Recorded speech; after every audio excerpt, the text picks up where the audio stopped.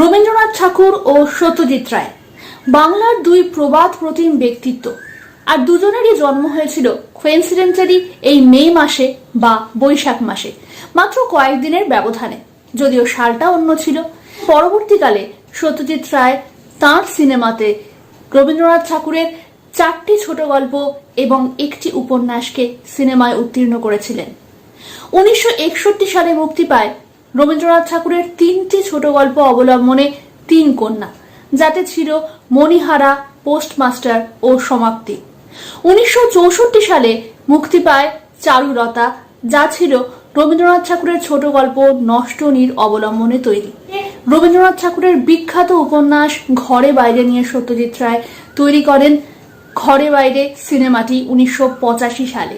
কোন কোন সিনেমাতে কোন কোন রবীন্দ্রসঙ্গীতের ব্যবহার হয়তো সেটা নয়তো আরেকটা ভিডিওর জন্য তোলা। আজকের জন্য এখানেই শেষ করছি।